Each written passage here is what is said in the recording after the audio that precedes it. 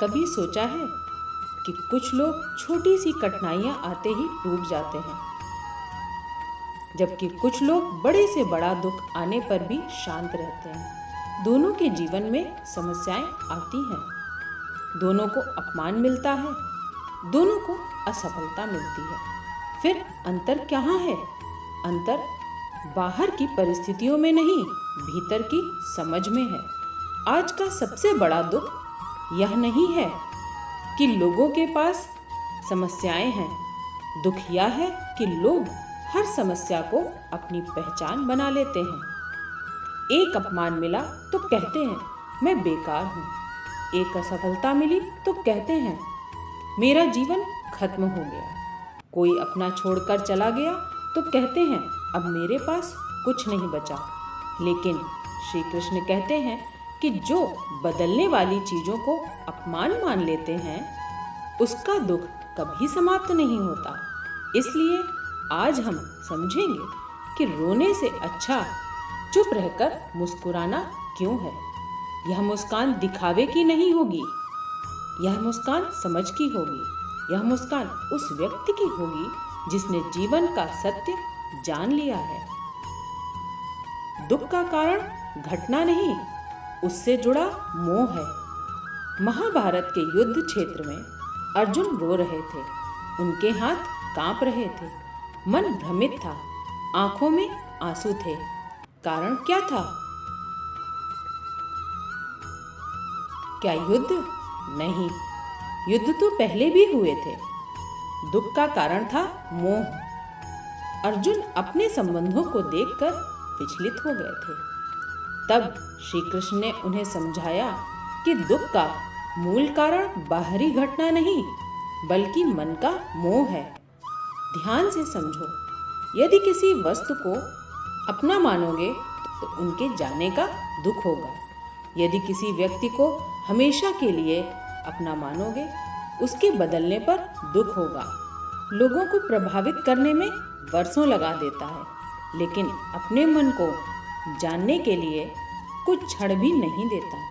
इसी कारण बाहर की छोटी सी घटना भी उसे हिला देती है।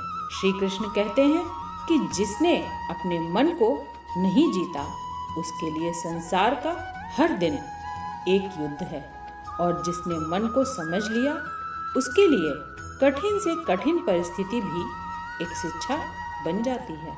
आज हम उसी ज्ञान को समझेंगे।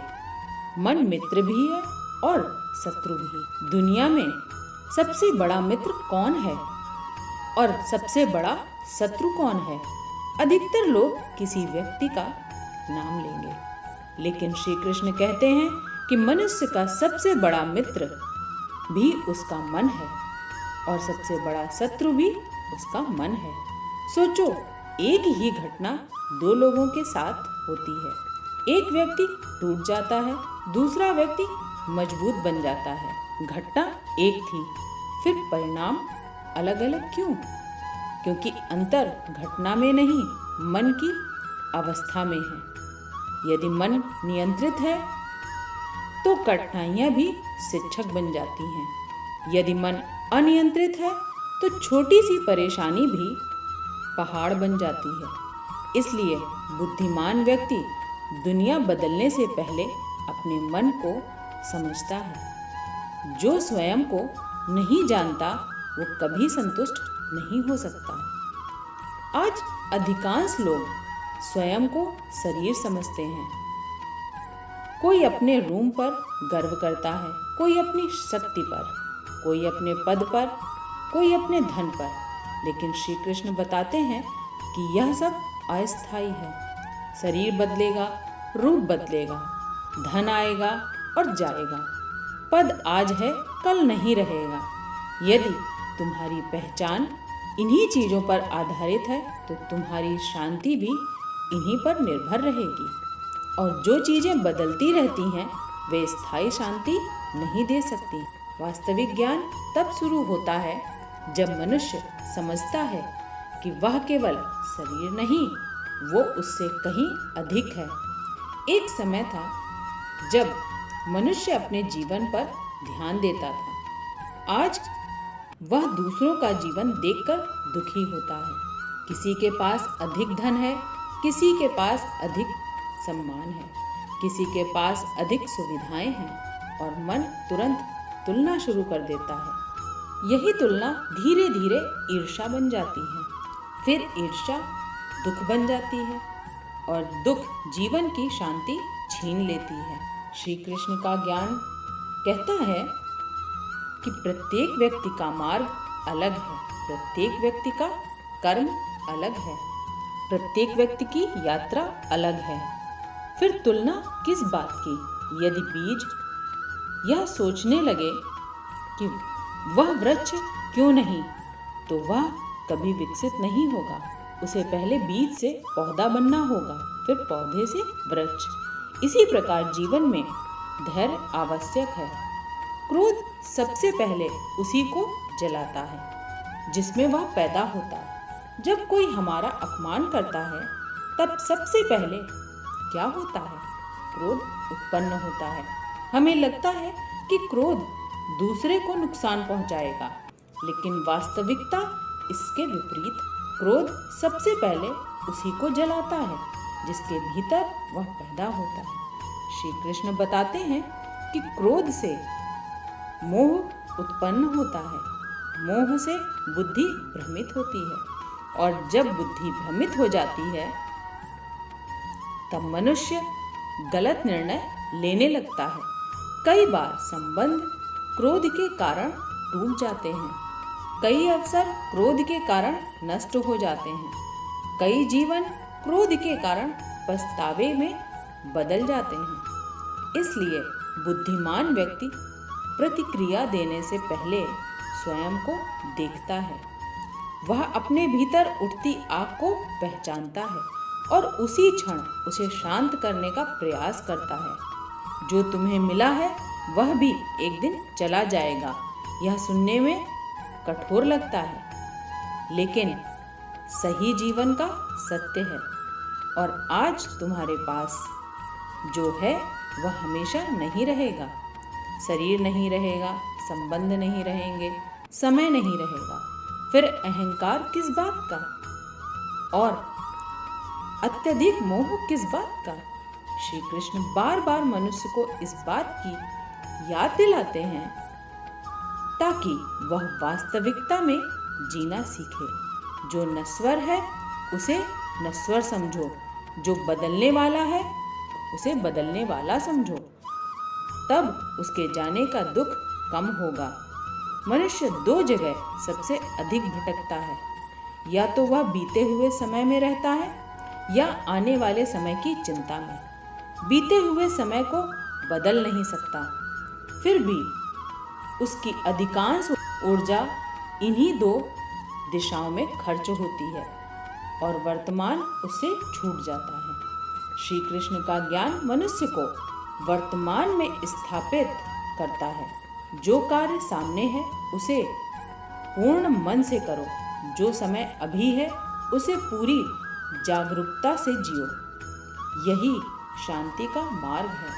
संसार तुम्हारे अनुसार नहीं चलेगा, यह समझ लेना जीवन का एक बड़ा ज्ञान है। लोग हमेशा तुम्हारी इच्छा के अनुसार व्यवहार नहीं करेंगे।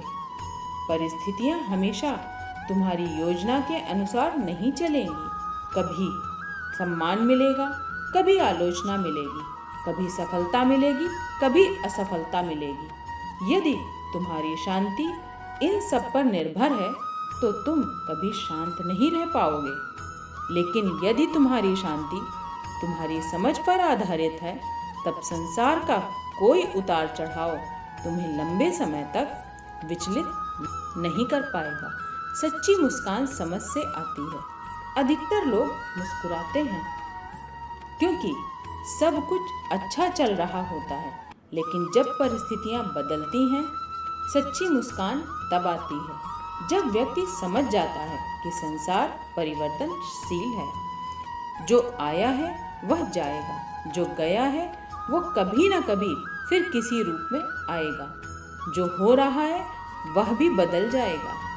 तब मन हल्का हो जाता है और व्यक्ति रोने के बजाय समझने लगता है और यही समझ उसके चेहरे पर स्थायी शांति बनकर दिखाई देती है। इसलिए याद रखो, मन को जीतना संसार को जीतने से अधिक आवश्यक है। स्वयं को जानो, तभी संतोष मिलेगा। तुलना छोड़ो, शांति मिलेगी। क्रोध छोड़ो, बुद्धि स्पष्ट होगी। नश्वर चीज़ों को स्थायी मत समझो। वर्तमान में जीना सीखो और अपनी शांति को परिस्थितियों पर नहीं, ज्ञान पर आधारित करो। कल्पना करो, यदि आज तुम्हारे जीवन की सारी समस्याएं समाप्त हो जाएं, धन की चिंता समाप्त हो जाए, लोग तुम्हारी प्रशंसा करने लगे, हर इच्छा पूरी हो जाए, क्या तब तुम्हें स्थायी सुख मिल जाएगा? अधिकतर लोग कहेंगे हाँ। लेकिन यदि ऐसा हो तो संसार में सबसे धनी, सबसे शक्तिशाली और सबसे प्रसिद्ध लोग कभी दुखी नहीं होते। फिर भी हम देखते हैं कि जिनके पास सब कुछ है वह भीतर से बेचैन है। क्यों? क्योंकि वास्तविक सुख बाहर नहीं, भीतर की अवस्था है। श्री कृष्ण का संपूर्ण ज्ञान इसी सत्य की ओर ले जाता है। जब तक मनुष्य सुख को बाहर खोजता रहेगा, तब तक उसे केवल क्षणिक आनंद मिलेगा। लेकिन जब वह सुख का स्रोत अपने भीतर खोज लेगा, तब उसके चेहरे की मुस्कान परिस्थिति पर निर्भर नहीं रहेगी। आज हम इसी अंतिम और सबसे गहरे ज्ञान को समझेंगे। वास्तविक सुख इच्छा पूरी होने से नहीं, इच्छा नियंत्रण से मिलती है। मनुष्य सोचता है यह मिल जाए तो खुशी पैदा होगी, वह मिल जाए तो खुशी पैदा होगी। कुछ समय आनंद मिलता है, फिर मन नई इच्छा पैदा कर लेता है और नई दौड़ शुरू हो जाती है। यही चक्र जीवन भर चलता रहता है। श्री कृष्ण बताते हैं, इच्छाएं अग्नि के समान हैं।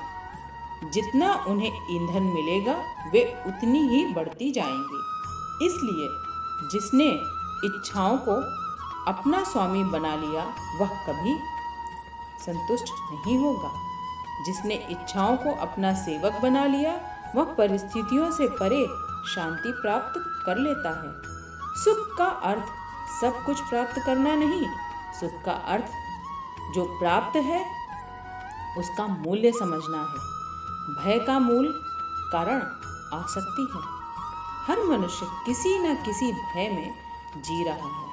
किसी को धन खोने का भय है, किसी को सम्मान खोने का भय है, किसी को संबंध टूटने का भय है, किसी मनुष्य को भविष्य का भय है। लेकिन श्री कृष्ण कहते हैं कि भय वहीं पैदा होता है जहाँ अत्यधिक आसक्ति होती है। जिस चीज को हम पकड़ कर बैठ जाते हैं, उसी को खोने का डर हमें सताने लगता है। यदि मन समझ ले कि संसार की हर वस्तु अस्थायी है, तो भय कम होने लगता है, क्योंकि तब व्यक्ति जान जाता है कि परिवर्तन जीवन का नियम है और जो नियम है उससे डरना नहीं चाहिए, उसे समझना चाहिए। मृत्यु अंत नहीं, परिवर्तन है।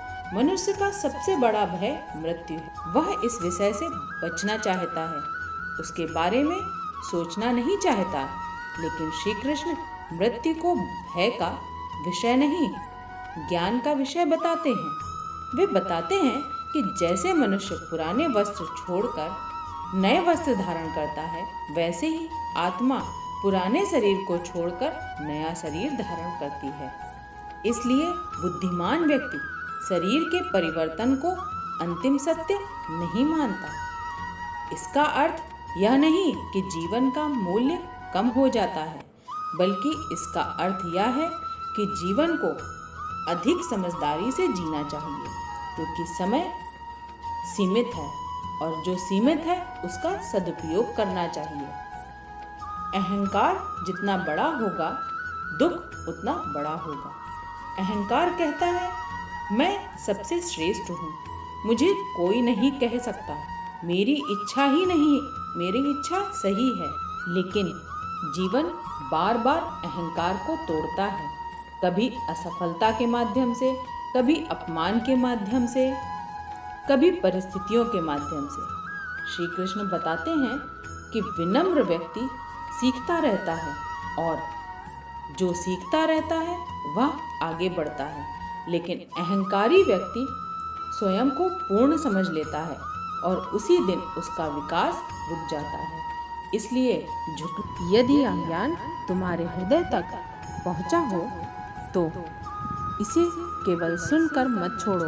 हर दिन थोड़ा थोड़ा स्वयं को बदलो, अपने मन को देखो, अपने क्रोध को पहचानो, अपनी इच्छाओं को समझो और धीरे धीरे स्वयं को भगवान की ओर ले जाओ। क्योंकि संसार तुम्हें बाहर से बड़ा बना सकता है, लेकिन गीता तुम्हें भीतर से अटल बनाती है।